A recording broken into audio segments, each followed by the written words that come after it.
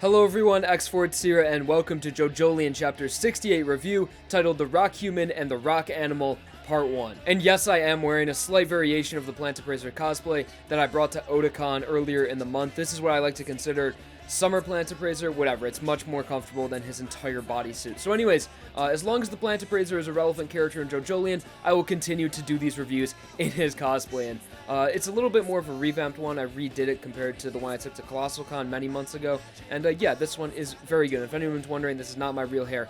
This is a wig. So with that out of the way, let's get into this chapter. And I have to start off by saying that this is definitely the best chapter of JoJolion we've had in a very long time. Probably since one of the parts of Vitamin C, because stands are actually fighting again and doing cool shit, unlike all of Blue Hawaii. So let's just jump right into this chapter, starting with the cover page, where we see a much better look at these actual enemies and their design. And based on the chapter's title, The Rock Human and the Rock Animal, I'm sure you guys can make an educated guess on who is the Rock Human and who is the Rock Animal. And the actual term Rock Animal, we'll get more into it later in the chapter when that term actually comes up. I don't know if that's Araki straight up telling us who this person is through Rise sort of theorizing. Like I always mention this in a lot of chapters, Araki does that so much. He just straight up tells us things through characters' inferences, so I don't know. But as of right now, I'm going to take the term Rock Animal with a grain of salt, but we'll get more into that once we get to Rise explanation. But let's just jump right into the chapter here. It picks up right where chapter 67 left off.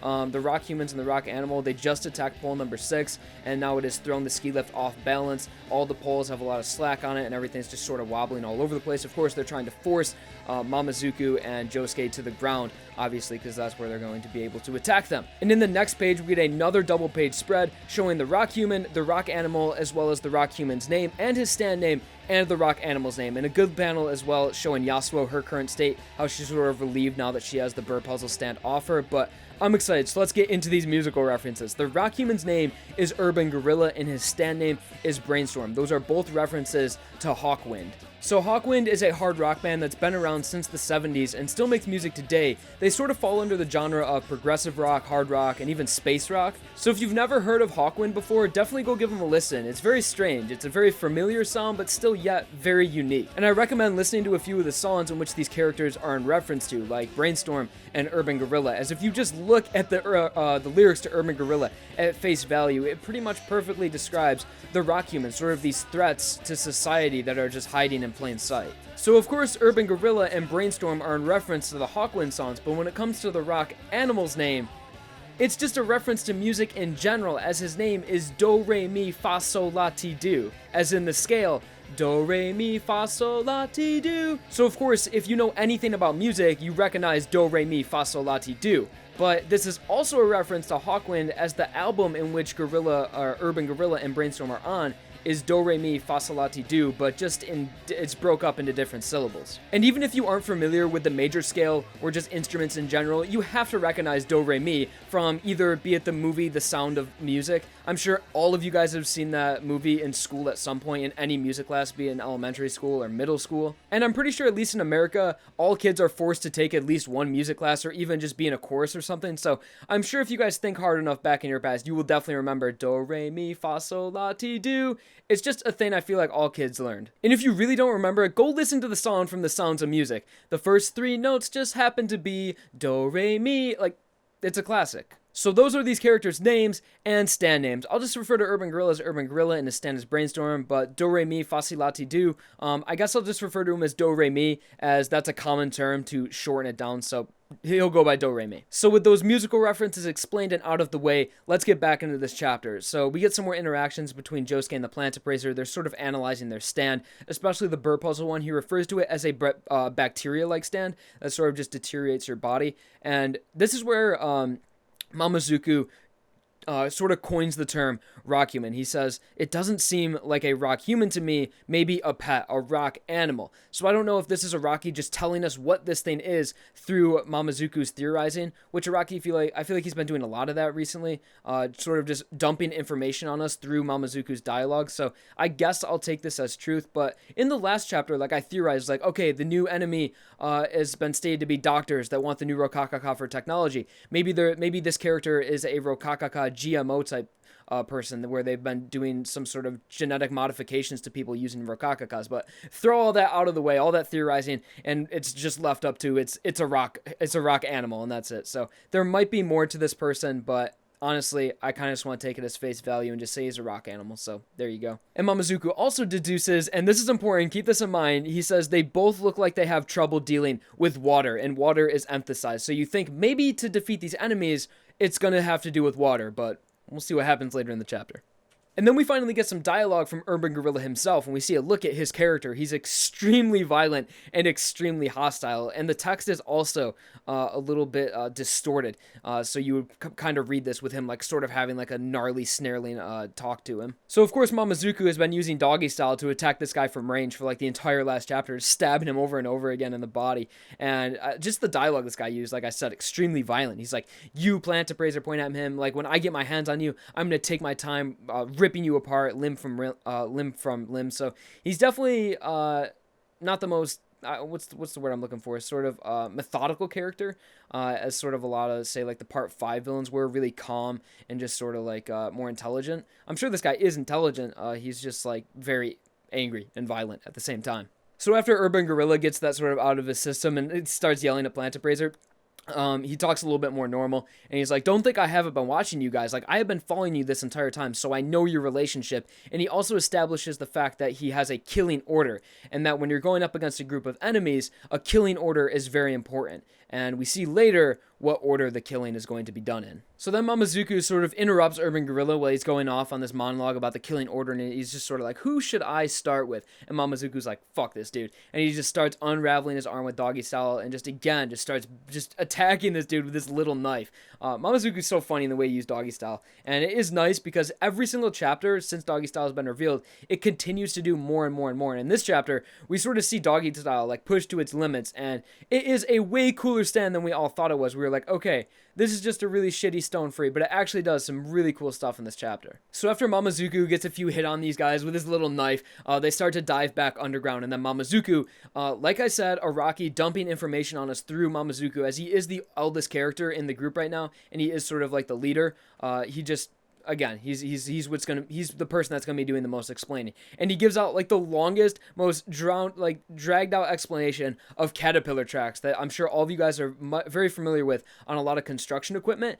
And yeah, he just goes on for a while explaining what those are, and I'm sure you guys know what they do. They grab the soil and they put everything behind it, and it's able to move through a lot of terrains, and that's sort of what this stand is based off and how it manipulates it to be able to dive underground and sort of not leave a trail either. So like it can go underground and it can travel, and you wouldn't even know that it was there in the first place. And then Mamazuku, after explaining the ability, comes up with another idea. He realizes that there is fuel at the 7th pole and that they need to get there, because think about this. In the last like 5 panels ago, or 5 pages ago, I want to say, Mamazuku deduced that these enemies are weak to water. Water nullifies the burr puzzle stand, as well as, I'm sure, if it was a big muddy surface, a lot of water, I bet it will affect the way that Do-Re-Mi is able to move throughout the ground. So he deduced that water would be trouble for both of these opponents. But then he gets the idea that we need to get to the 7th pole because it has fuel, because we are going to light them on fire. So, okay, they're weak to water. Let's light them on fire. I think that's a good idea. So while Mamazuku is explaining all this, he's trying to get Josuke's attention, but every time we anytime the panels focus on Josuke, we can clearly see that Josuke is more worried about Urban Gorilla and what he is going to do to Yasuo and what the killing order is. He was like, while Mamazuku is explaining all of the stand's ability about the caterpillar tracks and the plan to light him on fire, Josuke was just like, he was still fixated on the dialogue, the killing order, because he's really worried that Yasuo is going to be first. So, and then Mamazuku's like, "Josuke, are you listening to me? You've already screwed me over like twice." And he goes on this big, long explanation, like trying to explain to Josuke the current situation right now, and that the plant appraiser, and he is really the #1 priority there. He sort of almost tries to manipulate Josuke. Not a bad sort of manipulation, just trying to get him focused on the mission. He's like, "Josuke, do you remember this? Okay, we need to find this new Rokakaka. That's your goal, right? You want the new Rokakaka? Okay, I can do that. We need to do that." So he's just sort of reinforcing that he is very important, and also that being able to light these opponents on fire is going to be a near impossible task. So he needs Josuke to be focused and sort of focus on their mission right now. So after all this dialogue of the plant appraiser telling Josuke, reinforcing what his goal is and what Josuke wants, we get like the funniest panel ever in JoJolion.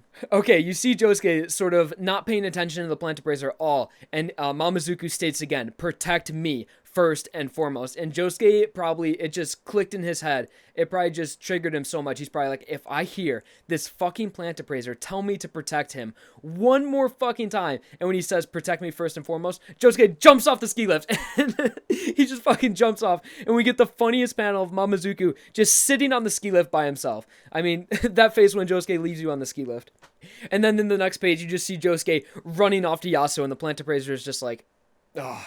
But in a sense, like he's very impressed by Josuke as he gets this dialogue. I'll read it word for word. He says, he's piqued my interest. I've changed my opinion on him somewhat. When all is said and done, Josuke-kun is a man I can count on. And the way I interpreted this is that Josuke will do anything to protect Yasuo. He is able to sacrifice himself for someone else. And what the plant appraiser sees in that is that Josuke really is a good person, and he's willing to make sacrifices for the people he cares about. So if Mamazuku was someone that Josuke really cared about, the plant appraiser knows that Josuke is a man he could count on. Just not right now, because he's more focused on Yasuo. But of course, as we have seen time and time again, emotion always trumps reason for when it comes to Josuke. And that really is a person that you can count on, at least to save you in a high intense moment. As long as you're the first priority. But right now, first priority is definitely Yasuo for Josuke. And then we see Mamazuku turn into Spider-Man. As sort of Josuke is running over towards Yasuo, he's like, dude, alright, fuck this. I gotta get to the 7th pole. So he starts using doggy style in a way to sort of like just propel him forward. Like, he doesn't need to be on the ski lift, and we see the doggy style now is actually a really good stand for mobility. So right there, when Josuke jumped off the ski lift, split things up into 2 groups here, and I think this is how this entire arc is going to play out. We'll see later that it's sort of Josuke and Josuke and Yasuo versus Do-Re-Mi, and it's the plant appraiser versus Urban Gorilla. So I assume this will go on for about 3 or 4 parts. Obviously, the Rock Human and the Rock Animal parts 1, 2, 3, 4, maybe even. And it's going to be flashing back and forth between Mamazuku versus Urban Gorilla and Josuke and Yasuo versus Do-Re-Mi. So that's cool that it's not just one big free-for-all battle, 3 people against 2 people. It's they split it up into groups, so we'll be able to flip back and forth to see, who's doing what. So Josuke and Yasuo sort of just ditched the plant appraiser, and they're just sort of doing their own thing. Yasuo has been using Paisley Park to show that there's a rock bed nearby, and of course we saw that Do-Re-Mi isn't able to move very well in concrete, so obviously their goal right now is to get to the rock bed where they'll be able to be safe for a short amount of time. And for the next, I want to say 5 pages or so, we just have stands actually fighting, which is really cool, and abilities happening. I mean, Josuke tries to attack Do-Re-Mi when it comes up to him, and because of the nature of, I don't even know what Do-Re-Mi is. It might be a stand. It's like a person mixed with a stand. I have no clue. It's just a goddamn rock animal. That's the only explanation we got. But Josuke tries to do soft and wet, just do bubbles on it or something. Josuke's bubbles are so versatile. With the ability of bubbles, he can do literally anything, but he just tries to shoot bubbles at it. Of course, they get sucked into the treads and shot out the back immediately. And that happens about 4 or 5 times until Josuke realizes what the ability is. Although if he was listening to Mamazuku, he would know what's happening, but he's sort of paying the price here for not paying attention, and he doesn't really know how to fight this opponent. So Do-Re-Mi is really fast, and he's catching up to Josuke quick, and he's obliterating his shoes. I like the dialogue. He says, my shoes are being pulverized. And again, he just keeps trying the same thing over and over again, hitting the bubbles on Do-Re-Mi's front, and they just, again, keep getting sucked to the back and shot out. But finally, they make it to the rock bed here at some point. Oh no, there's actually a really cool bubble panel here. Okay, so Josuke removes his belt, Jonathan reference. No, not really. But Josuke removes his belt and wraps around soap bubbles, which doesn't make sense in the first place, because just in the last panel, or just in the last chapter, we saw that you can just grab onto a soap bubble. We saw Yasuo be lifted up just by grabbing onto him. So why the fuck did Josuke have to remove his belt and wrap them around the bubbles when he could have just grabbed onto him? Who knows, but he gets lifted up into the air by soap bubbles, more use of soft and wet, and he sort of grabs Yasuo's hand, he gets pulled to safety, they have a moment, they make eye contact. Honestly, dude, I think Josuke and Yasuo is I think it's going to end up with a Jonathan and Arena thing.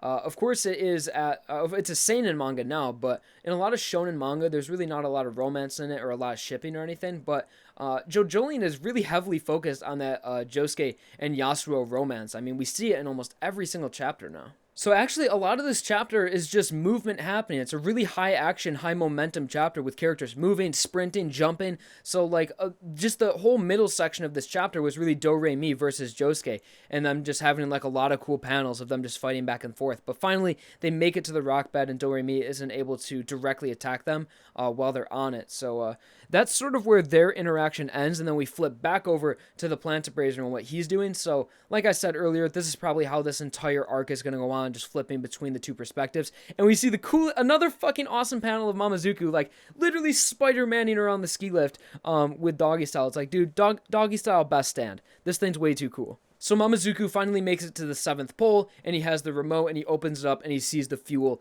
obviously the fuel container revealed.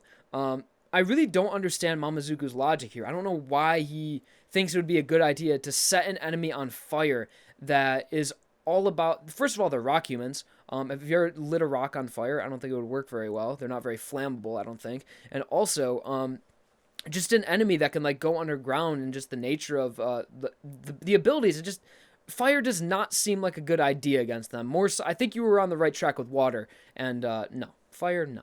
And in the next page, we see this scary-looking dude, Urban Gorilla, beat Mamazuku to pole number 7. And then it's revealed that the killing order starts with the Plantabrazer. And this is, of course, the Burr Puzzle Stand user. And the way it works is that just, they come out of his hands. Just, if you put your hands out, the Burr Puzzle Stand comes out and it moves pretty fast. So he says, I'll start with you, Plantabrazer. And there's like glass shattering in the background. And then in the next panel, the final page of the chapter says, you'll be my first victim, Plantabrazer. And the Burr Puzzle Stand just starts going all over rapidly, and the chapter ends with it all over Mamazuku's body and all over his face. Rip Plantabrazer. Okay, so the big question, is the Plantabrazer going to die right now or in the next chapter? Honestly, no, I don't think he is. I'm not being biased about that or anything, just because I like him as a character. It just doesn't make sense for him to be introduced and then be killed off this early, unless maybe to make these enemies feel extremely threatening. But there's many things that Mamazuku could do here in this situation. So he has the Burr Puzzle all over his face. You know who else had the Burr Puzzle stand all over her face in the last chapter? Yasuo. And she had enough time to walk, or I guess run, all the way over to pole number 6, pull the lever, and have, or no, Paisley Park did it, and have water go all over her. So Paisley Park had a good, like, 5 to 10 seconds of immunity to the stand when it was all over her body. So we have seen this panel before, and Yasuo is completely fine. Although I'm a little bit worried because I know Yasuo has so much plot armor. Dude, I would be so pissed if the Plantabrazer just immediately started dying to the stand. I'd be like, what the fuck? Is Yasuo just is Yasuo an immortal? Is Yasuo just able to survive everything just because she's a main character? But there's a lot of things the Plantabrazer could do. Keep in mind that he's right. It could just be liquid in general. So we saw the water sort of rinse the Burr Puzzle stand. Why am I calling it the Burr Puzzle stand? Brainstorm. We have a name for it. Rinse Brainstorm all of her body. So maybe if Mamazuku is able to get to the fuel, he will be able to douse his body in fuel, and that will sort of take the Burr Puzzle off. But I don't think that's a very good idea, because his stand sort of turns his body into gauze and a very like paper-like substance, or just like wrap. And I don't think Mamazuku would be in a very good situation if he was covered in fuel. He would die immediately. Like if he was covered in fuel right now, I'd be more worried than this Burr Puzzle stand. Another thing he could do, sort of the themes of the, or not the themes of it, but every single chapter, we see Doggy Style do more and more and more. When it was first revealed, he grabbed a strawberry. Then he started swinging from side to side. He started cutting off his limbs with it. So we're seeing Doggy Style do more and more every single chapter. So like, I wouldn't be surprised if Rai just immediately used Doggy Style to completely disassemble his body, and he just turned himself into just paper, and that sort of worked the same way as the liquid to get the Burr Puzzle stand off him. So I don't think Mamazuku's going to die. It'll be really interesting to see how he gets out of this situation, because he is just hanging in the air right now in a pole with an enemy stand all over him. So I don't think he's going to die, but I am interested to see how Araki gets him out of this situation. So like I said, just a very high action, high pace, high stakes chapter. Really intense. Seeing stands actually fight each other right now. And like these are the moments I love in JoJo. Like when you really aren't 100% on a character's survival. Like, although I don't think the Plantabrazer is going to die, if he does, like I'll be sort of surprised, but I'll be like, okay, what was I expecting? I mean, he was in a really shitty situation, against an enemy stand. And as we have seen in JoJo, that results in death. So guys, that was JoJolion chapter 68. Although it was, again, a normal length chapter, about 45 pages, it still felt really short because, again, it was just a lot of action and we're just in the middle of a stand fight right now. So it's going to be interesting to see how this fight progresses and develops for the next 3 to 4 parts that it'll probably go on for. But yeah, so far, I'm really interested. JoJolion has my attention again, sort of during the Blue Hawaii and sort of the introduction during the Plant Appraiser chapters. It was really nice to get all this exposition, but there really wasn't a lot going on at the time. But now everything is intense once again, and the stakes are high. And also, we have no idea what these characters' association is. So it'll be really interesting to see the rock human and the rock animal, what their motives are, who they work for, if they have any allies or anything like that. So like that's the biggest question I have right now is these rock humans' association. So maybe we'll think about that. Keep that in the back of your head until the next chapter. Like, who could these guys possibly be working for? And we know what their motives are. They're to use the Rokakaka for technology, but again, we don't know a lot about these people. So guys, JoJolion chapter 68, the rock human and the rock animal part 1. Really excited for the next chapter. I fucking hope Plant Appraiser doesn't die because he's like my favorite character in JoJolion. But anyways, guys, thank you all for watching. Like the video if you enjoyed or if I fought your boredom. And of course, subscribe for more videos. All right, thank you guys for watching. I hope you enjoyed.